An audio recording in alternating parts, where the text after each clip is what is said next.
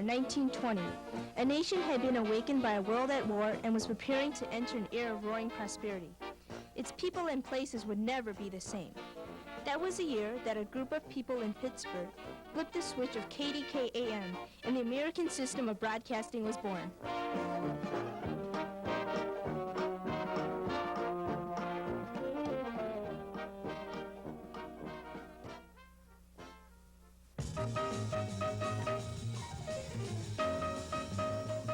With the advent of the picture tube, the golden age of radio programming began to fade. As small monochrome screens found their way into American homes, the old mysteries, comedies, and game shows shifted to television. Television programming took root in the late 1940s on 4 national networks: ABC, CBS, NBC, and Dumont.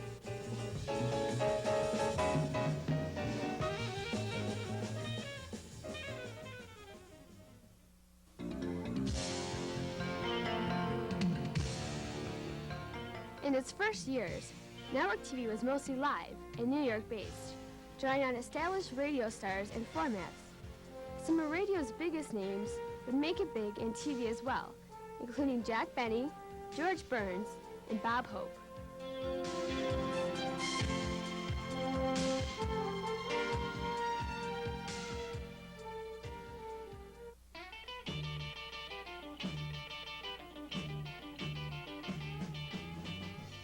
Viewer thirst for news programming led to a number of milestones in the 1950s, including the first televised news conference and the expansion of CBS's Saturday night newscast to half an hour.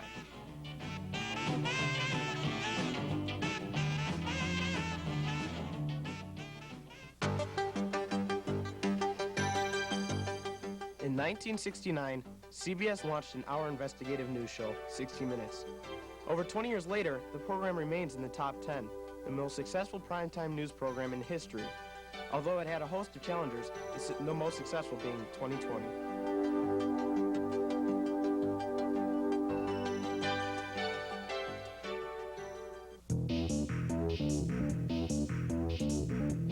Many of the images TV news has captured have taken on a life of their own as touchstones for a television generation.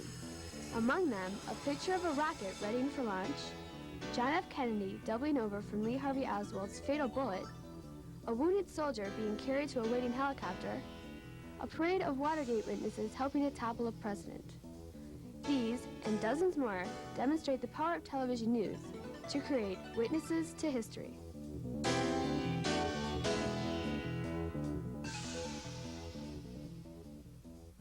In the modern world, the news plays a very important role in today's society. However, it was not always like that. News stations started out as small with little airtime.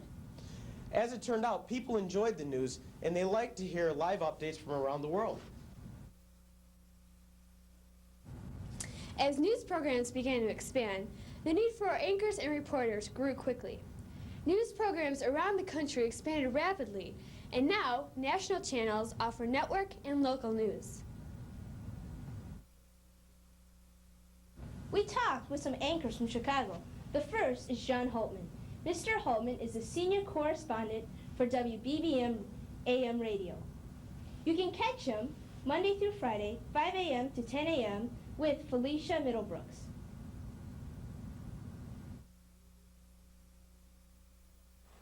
At the moment, I am the morning co-anchor on WBBM News Radio 78, which means that I have a woman partner, and she and I anchor 5 hours of morning news. And morning news, or any morning block on a radio station, is what we call prime time. It would be like the nighttime in television. Our largest audience is in the morning, is when we're on the air in the morning. So if we have a big audience then, we're doing great. So that's when we're on the air, and I anchor in the morning. And my title of senior correspondent, which is a title they gave me after I stopped being news director, which I was for 10 years, of the 24 years I've been there. Actually, the way it started is I had really no notion to be on the radio or on television, as I have been over a period of about 35 years. I was going to be an electrical engineer when I went to college, and I had 1 year of study to be an electrical engineer, because this was in the mid-50s. This was at a time when everybody needed engineers. This was the profession to be in, whether it was electrical, chemical, mechanical, all these different kinds of engineering. Well, I had 1 year of that, and I knew that isn't what I wanted to do. And I've always been interested in broadcasting. When I was in high school, I was interested in broadcasting here in Chicago. I went to New Trier High School.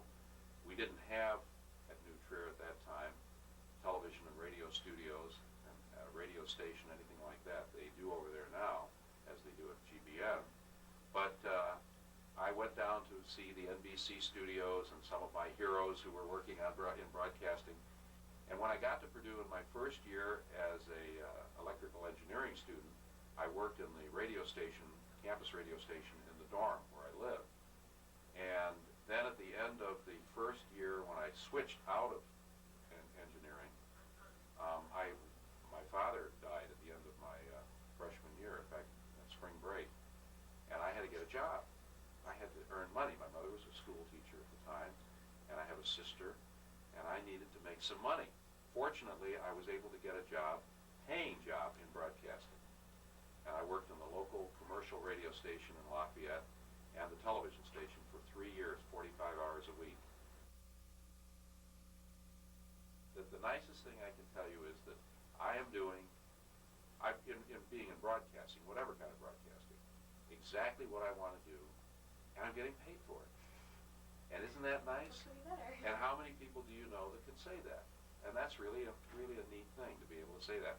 I get up very early in the morning. That's kind of a drag sometimes, but it's wonderful. It's great fun. It's always changing, and it's what I've always wanted to do.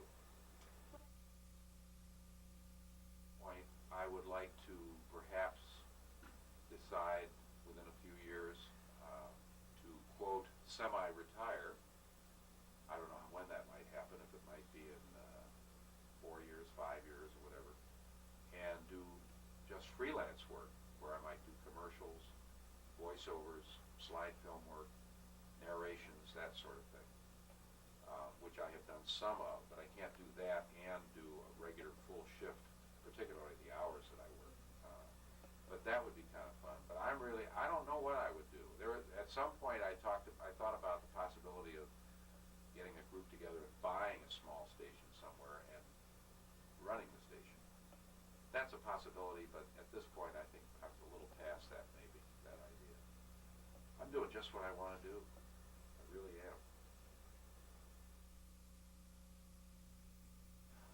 Well, one time I did an interview with an actress named Melina McCurk. I don't know if you know who that is, but she's a very famous Greek actress. She was married to a producer-director named Jules Dassin. And in the interview, this was a big deal. This is a number of years ago now, but she was a very big personality at the time, big star. And she came in with the whole retinue around her, the publicity people and her husband and all of these. And somewhere and they're all sitting around watching me do the interview. And somewhere I had read, I thought, that she was divorced. And I said, but yet her former husband, I thought, was the director on her new movie that she'd come in to talk about. And I said, Melina, how does it feel to work with your former husband on this movie? And everybody around went like that, She was still married to him. They hadn't gotten a divorce. Uh-oh, whoops. She kind of, oh, that's not, we're still happily married, so. But it's sort of, I thought, oh boy, I've really done it now, But I don't know that there have been any really embarrassing moments that I can remember. Any sticks out in my mind. That's probably the only one that I can remember. Thing you should do. I don't like to discourage anybody. If you talk to anybody about broadcasting today, they might say, don't even think about it, because there's no jobs available. That's not true. There are always jobs available for good people. Also, being in the right place at the right time. I would tell you to get as much experience as you can doing what you're doing right now, or whatever in broadcasting, because practical, you can sit in the classroom all day and you won't learn what's going on. You got to get it. You got to go out and do it. Okay? It's at least 50-50 with the classroom work. Not to put down the classroom work, but it's at least 50-50. You should know how to type. You should know professor, and generally get as much experience through an internship or a job as you can. And if you want to be on the air, you're going to probably have to go to a smaller market or a smaller station than try to work in downtown Chicago. You're just not going to get on the air downtown. And just keep at it. Keep at it. And good luck. Because I think, really, there's always room for good people. When I say WGN television, what comes to mind? Maybe sports with the Cubs, the Sox, and the Bulls, or maybe even the lottery, or even the Bozo Show. Well, you're right on all of those, but WGN television is also a great station for the news. WGN's very own Steve Sanders is a solo host of the 12 o'clock news, which can be found Monday through Friday on Channel 9. Have you ever tried to host an hour news show by yourself? Well, it's not too easy. I'm one of the few on-air people who wears two hats every day. My first job is to come in here and anchor the midday newscast, something I've been doing for about 8 years now, since 1984. It's very rewarding, a lot of fun. I'm the only newscaster in Chicago, I think I am, who solo anchors a 1-hour newscast. And that's not to exclude Tom Skilling's contribution, but I mean, as a news anchor, I'm all alone. It's a lot of fun. As you saw in that, if you watched me for the past hour, you can see that it's very hectic at times, but I enjoy that autonomy that I have in doing that. Now, after I'm done, if I have 15 minutes, I try to grab a quick sandwich and then start working on a story. So I'm a street reporter as well. I get out and cover stories every afternoon, and those stories always run on the 9 o'clock news. In fact, I'll be doing something like that in about a half an hour. Unlike a lot of newscasters, broadcast journalists who knew at an early age they wanted to do this, I was a little different. I dropped out of college. It was back during the Vietnam War. I dropped out of college for a number of reasons, but among them I got out of the draft, and that was one of the reasons I was in college, not to get an education.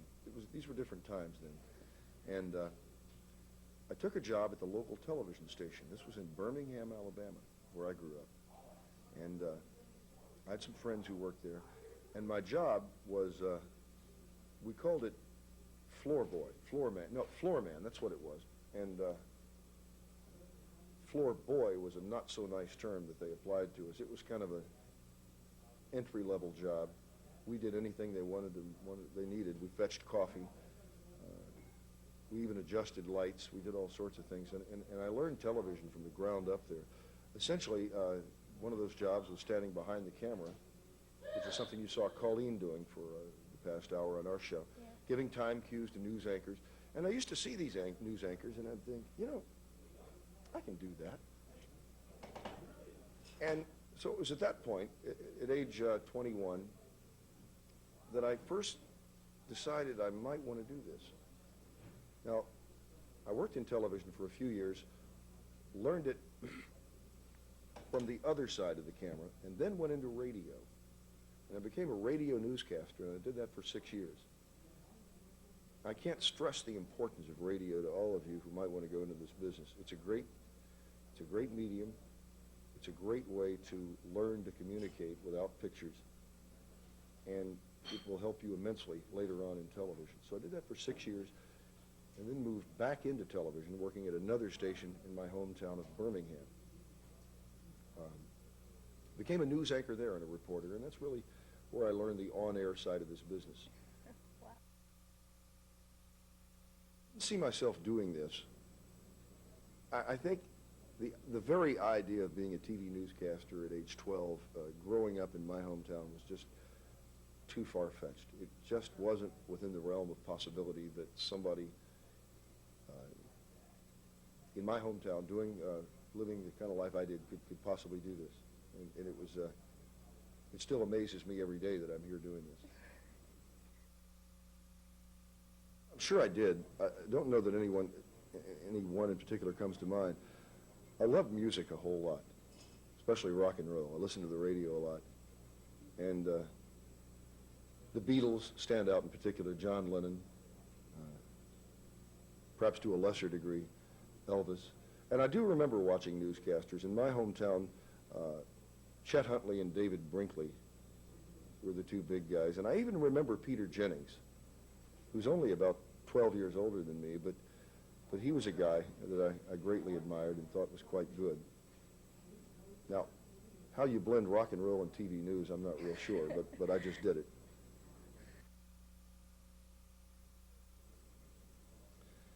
One obstacle growing up in the Deep South is a Southern accent. And I had one, just like everyone else who lives in that part of the country. And overcoming that was difficult. It's something you can do. We all have regional accents. You certainly have them in Chicago. People who have grown up in the city often have what we refer to as a D's and Do's accents, and anyone who wants to get in the business has to get rid of that manner of speaking. But mine was a Southern accent. That was difficult. Other obstacles? Nothing really formidable stands out.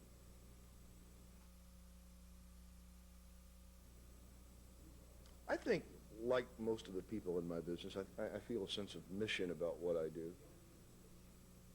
It's very important to me that I communicate these ideas and the stories that I do to people. If I didn't genuinely believe it, I wouldn't be here. And I think, and I won't talk about myself, but any good newscaster who does what I do, who has a genuine sense of curiosity about him, I think it shows up in his or her delivery. If there's a sense of importance about what you're doing, it shows in your face. I think that's true for John Drury, Marianne Childers, Ron Majors, Carol Marine, Bill Curtis, Linda McLennan. It goes down the line. I can tell you one embarrassing moment, and it was back 11 or 12 years ago when I was sort of new at anchoring the news, and I had a co-anchor, a woman named Denise Cannon, who, by the way, ended up working here in Chicago at WGN, and she worked here co-anchoring with John Drury for about 3 years. Denise had taken the night off, and I'd gotten in the habit of closing the show out with by reintroducing each of the individuals that I worked with. There was a sportscaster named Steve Phillips. There was Denise, who sat where you're sitting, and there was Bob Ivy, a weatherman, and I used to say, "That's the news, thanks for watching." For Denise Cannon, Steve Phillips, and Bob Ivy, I'm Steve Sanders. Well, this time, I forgot that Denise was off. She'd taken the weekend off. I realized it only at the last moment. I got flustered, and I said, "That's the news. Thanks for watching. For Steve Phillips and Bob Ivy, I'm Denise Cannon." And then I started laughing, and I closed the show out, and I heard about that from viewers for the next 6 months. I think the most important advice I could give you is to read. Read everything you can get your hands on. But most importantly, read the newspaper. And read periodicals, magazines, everything that you can get your hands on relating to the news business, and develop a sense of curiosity about yourself. Find and seek out people who are interested in current events and talk about it with them. Also, watch television news. Find out what you like, look at what you don't like, develop opinions. Decide who you think is good and who's not good. And I would also encourage you to find and develop role models. You are a young lady. Find some woman on television who you greatly admire and watch and learn from that person. A co-worker of Steve Sanders is the weatherman Tom Skilling. Mr. Skilling is the weatherman for the 12 o'clock and 9 o'clock newscasts. The meteorologist, I forecast the weather, and that job involves producing the graphics to communicate visually what the weather's going to do, and then, of course, generating the forecast, too. So it's a pretty involved job, and yet one that few people understand. They look at our products as weather forecasters all the time, and arguably, the weather forecast is the most widely distributed product of science, and yet very few people have any feel for where it comes from.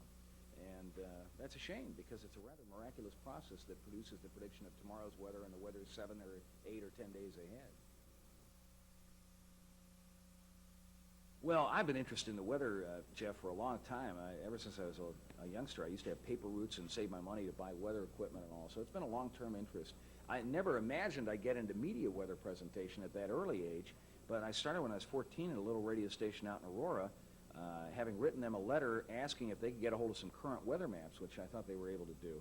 And I wanted to, as a young person following the weather, to be able to see some current weather data. And I thought, gee, right at the local radio station, and I had the audacity to suggest to them that I could do a forecast for Aurora that was better than the one they were getting from Chicago, 40 miles away. Well, they thought the idea of a 14-year-old doing the weather would be kind of neat, and that's how I started on radio. And then 3 years later, I started with Channel 60 out there, and so I'd had a little experience when I went up to school in Madison and could apply to larger operations up there in Wisconsin. Now, a lot of the people that I see on the air are constrained by others other than themselves in what they're doing. For instance, I used to have a lot of complaints or criticisms, I think, in my own mind about why don't they do more on their weather shows and all. I understand now that there's a producer saying to a lot of people at a lot of stations, you only have 90 seconds to do what you're going to do. Or somebody else saying, I'm not going to put in this equipment that enables you to produce the graphics that you want to produce to do it. I understand, too, there are people on the air who are doing these things who are not that interested in doing that and working like that to put, a more detailed program together. So I think I have a lot of understanding about what goes on behind the scenes before the product even gets on the air. I think a lot of us look at the finished product, and be it a news package or a weather show or a sportscast, and don't understand what's gone into making that come together. So I have a little more understanding of that, and I think that's a positive. I view myself as a journalist. My beat is the atmosphere. Just as you have some journalists who cover murder stories or politicians or something like that, I just happen to cover the weather. And see, I'm one who firmly believes there's a great deal of interest in weather. I think weather affects us in myriad ways that even we don't attempt to discuss on television. We find, for instance, through studies that weather affects the way drugs work. It affects our moods. It affects our psychology. We are profoundly impacted by this mass of air which presses on us to different degrees day in and day out as different weather systems pass over. It affects so many aspects of our lives. If you work outside, it affects your work. There are so many sectors of current day-to-day activity that are affected by what goes on in the weather in so many ways. It may affect somebody as simply as, hey, you got to put on a coat this morning versus walking out in a short-sleeve shirt. It may affect another person in preventing them from working that day if their job is outside. It may prevent somebody from pursuing their vacation plans the way they wish to. There are lots of levels of interest in the weather. We've got an agribusiness community that literally decides how millions, if not billions of dollars are going to be spent on agricultural commodities in this country and around the world based upon weather information. There are utilities who decide how many crews to have on hand for possible line repair in severe weather, or how much electricity or natural gas to have at their disposal for their customers. So I view myself as an informational service, and I don't think it's a service to be blown off. I think it's very critically important to a lot of people and a lot of different activities that go on in this area. So but beyond that, on a personal level, it's a lot of fun to see how nature is going to put tomorrow's weather together. I mean, it really is neat. A snowstorm isn't just a snowstorm. There are an extraordinary set of things that have to come together just right to make it snow, or to make a tornado, or to make a sunny day. So it's fun to have the kind of data that we have today in this day and age to look at the atmosphere and see really how it's being produced.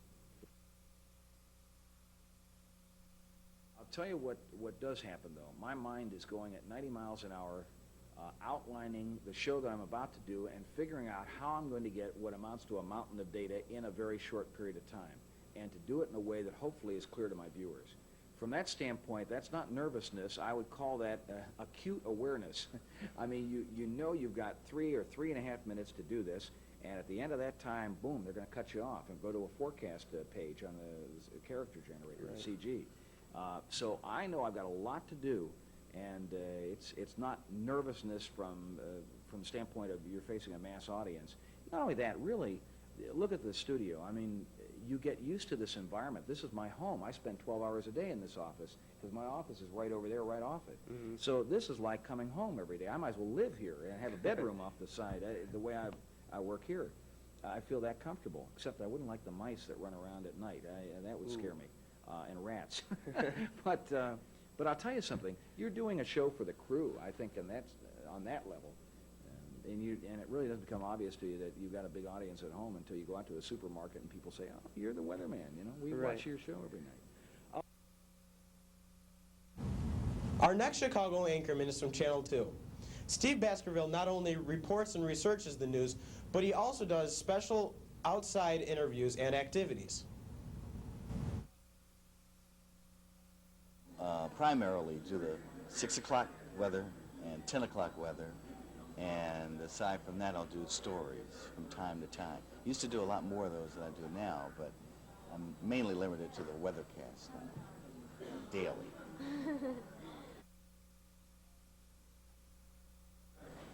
Well, actually, the weather part of it kind of chose me. When I got out of school, I got out of college, the first job I had in broadcasting was in radio, and it was for children's radio. And I had a children's radio show that came on every day, and the primary age was elementary school age kids. And I should probably backtrack before that, because the very first thing that I did was for preschoolers. But most of my early work was with children. And then after that, I did a morning television show, one of those morning talk shows locally in Philadelphia. And after doing a variety of those kinds of jobs at the TV station, my boss got this terrific idea, he thought. He said, "I know what's perfect for you. You'd make a great weatherman." And I said, "What are you talking about?" Because I had never even thought about that. I knew I'd want a career in television, but I had never thought about weather in a newscast. But he said, if you think about it, the weather's the only part of the show where you have to deal with 8-year-olds and 80-year-olds. Everybody wants to know about the weather. So we made a deal that for me to do the weather, I'd learn what I was talking about. So I went back to school briefly, only for a while, but I had a mentor who taught me the weather. And I would meet with him a couple days a week at Drexel University, which is in Philadelphia also. And one-on-one, he taught me the weather, the way that we are sitting like this. And he'd pull a blackboard out, and I'd have a notebook, and he'd say, this is a cold front, this is a high, this is a low, this is what they do. And it was a great way to learn it. And if I made a mistake, he'd call me while I was on the air, or he'd say, that was a terrific way to explain that, that's right. But anyway, I was chosen to do the weather, and I've been doing it now for at least 10 years, close to 10 years. No, I thought I wanted to be a lawyer. And I don't know why, really. I think that was because of television, you know, like the law shows on TV. I wasn't really sure what I wanted to do. One thing that people are amazed by is that I was relatively shy when I was young. And I didn't like to really talk in front of large crowds or perform or anything like that.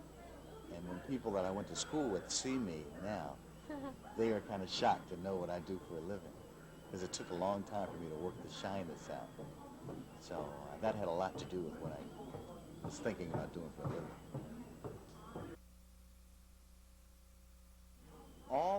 I guess all of a newscast is important because it's information you don't know. But I think the way that the weather can be so volatile may make it one of the most important parts of the show on a given night.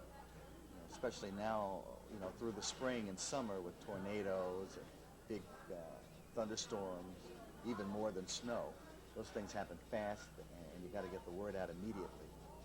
So my job is an important responsibility. And in that sense, I think it's, you know, on a given night can be the most important thing you can see. If I didn't have this job, I probably would be involved in somehow either in theater, because I've discovered that I do like performance so much that I would probably want to keep that up somehow, or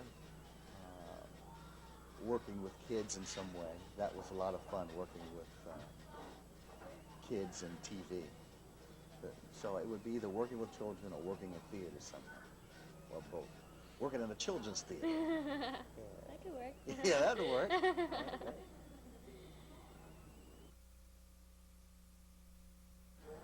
Yeah, you get nervous. It doesn't happen to me because I've been doing it so long. But you get nervous, I've discovered, when you're not prepared. Like if I haven't taken notes, every day I take notes. You know, I look at the weather wire and the various bits of copy I have.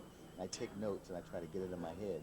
It's like memorizing facts every day to go out there with, because I don't have a script I read. And if I don't quite go through that as much as I should on a given day or a given show, it makes you uptight because you feel like you're not ready. And that's what makes you nervous, I think. I never think about all the people that watch. You know, like when you ever wonder when people get nervous when they're on TV, you know, they look at the camera and they think, 1 million people are watching now. You know, and then they start to like really freak out. I never think of it that way. I look at it and I think there's somebody there in the living room or family room or somewhere looking, maybe there's another person with you. But there's no crowd in your house. You don't have 500,000 people in your living room right now watching. You know, so if you approach it that way, you can relax a little bit more about it.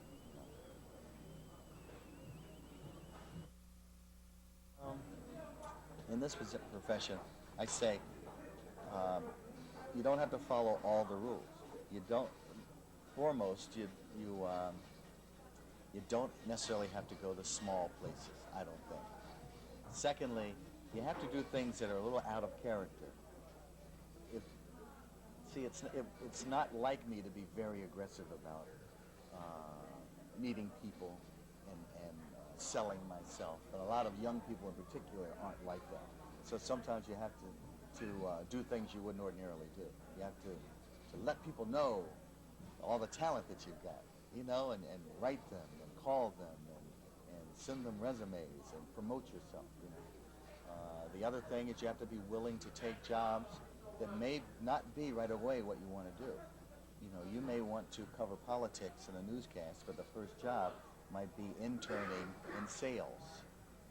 It's not what you want to do, but you're there, you know, and it makes it easier when it's hiring time. They will remember your face because you're in the building, I would think, more than other people who are looking for a job from somewhere else. And you also have to not be discouraged when people say no. That's their problem, it's not yours, right? If somebody says they don't want to hire you, then you move on and you go to the next person. Because it will happen. I think if you see it in your head, then you make it happen. NBC, the Peacock, and Channel 5. Not only another one of Chicagoland's best news, but also one of the most powerful as well. Joan Esposito is the anchorwoman of the 4:30 and 6 o'clock newscasts. She, like most others, not only writes the news, but reports it as well. She also has many other stories to keep her very busy. Well, I came to this profession later in life. I was always involved in the medical field. My degrees are medical. I worked in the medical field. And I knew some people who were in the television news business, and they always encouraged me to try to make a career change. One time I happened to find myself out of work, and I figured, I'm like present, I don't have a job anyway. So I tried to get a job with a radio station, a couple of radio stations, and while I was interviewing with them, one of them mentioned that the local TV station is looking for somebody. And I went over there and I auditioned for a position on it. And I worked on a PM magazine show. If any of those are still in existence anywhere. That's how I got my first job. Well, I think once you work in television, the view of television is never the same. Most of my friends are in television. If you ever sat and watched a newscast with us, you'd see a newscast entirely differently. We don't just see the information or the story. We see how it's being shot, the technical, how it's being used, the way things are worded. We're much more critical. The people I've known who've not been in television, who've gotten to know me and have watched television with me, they always tell me that I ruin it for them. Because then after I point out things to them, then from that point on, they see things differently and they see all the mistakes that they never even used to notice before.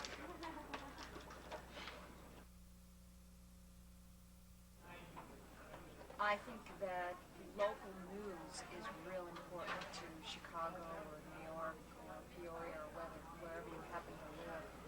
The network news is a half-an-hour broadcast, and so figure probably we take away the commercials that maybe they have 20, 21 minutes to bring you the news of the entire nation. So obviously they only touch on the very biggest stories affecting the largest number of people. If you really want to find out what's going on in your community, you have to turn to a local news outlet, and I think that television can bring people more than print. Television does not bring you the story in the same depth, but it brings you into the emotions of the story that very often are not conveyed in print. But when you see the pictures and hear the sounds and hear the people, you don't just know the story, you feel the story. That's really hard to say. I've been so fortunate that I've gotten a chance to do so many different things. One of the most, I can't say for sure it was the most interesting, but certainly one of the most interesting things that I learned about and did was when I flew with the Thunderbirds. The Thunderbirds came a few years ago for the air show, and they took me out in one of their jets. In fact, it was these guys. These are the jets, and they gave me this after I flew with them. And that made a big impression on me. It was just unbelievable. Unbelievable. Never been so scared in my life. Didn't know I could be that scary.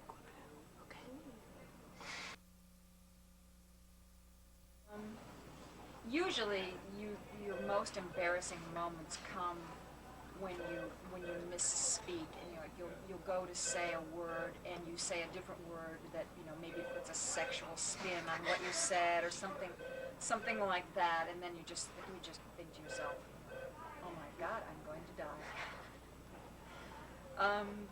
One of the more embarrassing moments was when, I don't know if you saw one day on the 4 o'clock news, no, you were at school, so you probably didn't see it.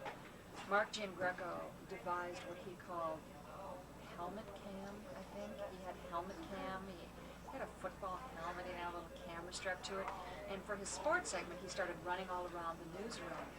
Well, I'm always sitting behind a desk. That day, I don't usually wear them, but that day I happen to have on a short skirt. So what does he do? He comes behind the set, and he points his helmet cam down at my legs. I'm an anchor woman. You're not supposed to see my legs. Nobody even knows if we have legs. We sit behind desks. And I had legs that day. I had way, way too much in the way of legs on the air that day. As a matter of fact, one of the newspaper columnists even wrote about it, how Mark Giangreco had done that early, and then I had to come back at 10 because I had a story on the air, and how when I came back for the 10 o'clock news, I was dressed more demurely. I was covered from head to toe because I didn't know if he was going to pull it out again. I have a lot of freedom. We have a big reporting staff here, and obviously there are certain stories that are the news of the day that everybody has to cover. But somebody like me, especially because I have a certain niche in medical reporting, usually what I do is I'll go to management, the executive producer for a broadcast, and I'll say, there's this great story on such and such I want to do, and they're like, great, we'll put it on the 4:30, we'll put it on the 6. Once in a while they come to me and they'll say, there's a really great medical story we want you to do for the 10 o'clock news. Here it is, are you interested? And most of the time I am, because everybody around here has pretty good news judgment. If somebody comes to me with a story, I usually find it pretty interesting. It's hard because the demands of this job are such that you never work a regular schedule. People always ask me, well, what hours do you work? Well, technically there's a schedule that's in the computer, but if you are editing a piece and the only time you can get an editor is 7 a.m., then you edit at 7 a.m. If you're doing a set piece for the 10 o'clock news, then you either stay or you come back to be on the 10 o'clock news. So it is really hard, and it changes all the time, and that's really interesting and that's very stimulating, but it wreaks havoc with your personal life. It's kind of hard to make plans with somebody, then you call at the last minute, sorry, I got to work late, sorry, I can't do it. It's real hard to for people not in the business to understand that. And I'm trying really hard, though. I think I do it as well as most, and better than a lot of people around here. But I really try very hard to keep it to an 8-hour day. I mean, when Rachel sets up stories, we talk about stories we're going to do, and I have her set up interviews. I try, and she tries to keep it within that 8-hour time block. Sometimes you're stuck, there's somebody we absolutely have to interview, and they're only available at night. Well, you have to bite the bullet then, but we work really hard to try to confine it as much as possible. Can't even remember, there have been so many. I mean, there have been hundreds of them. When I first tried to get into the business, I had the whole range of experience. I had some people who just refused to talk to me. I mean, I wasn't worth their time. I had some people who would agree to talk to me, and then once I came in to see them, and they were like, what are you doing here? You have no chance of getting this job. That was great.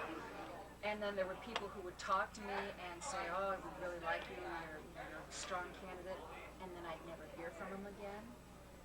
And finally, there were people I talked to who said, we want to hire you, we'd love to hire you, but gee, we just don't have a position open. How many rejections is that? Let's see, let me go through all the different kinds of rejections you can get. I've experienced it all. Find another choice. Seriously, what I tell people is if you're really serious about it, if you burn to do it, and these days that's what it takes, you've got to burn with a passion to do it.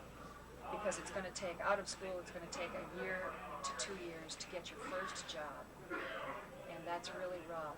And you cannot believe how many forms of rejection there are out there. People who don't even want to talk to you on the phone, people who send you rejection letters, and people who fly you somewhere and give you an audition and then never call you again. It's really, really disheartening. I tell people that what you've got to try to hang on to is that it only takes one yes. You may have to wade through 1,000 no's, but it only takes one yes to get a job. And if it's really what you burn to do, don't take no for an answer. In the modern world, no, good, it's gonna be the news. As news programs grew...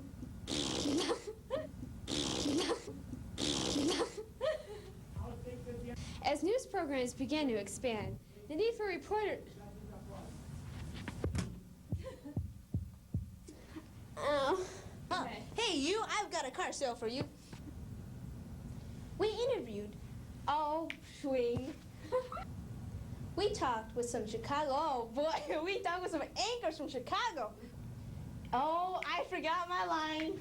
I got all confused. Yeah. I got screwed up. Our next,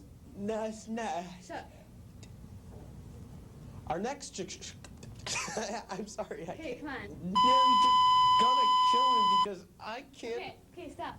do legit.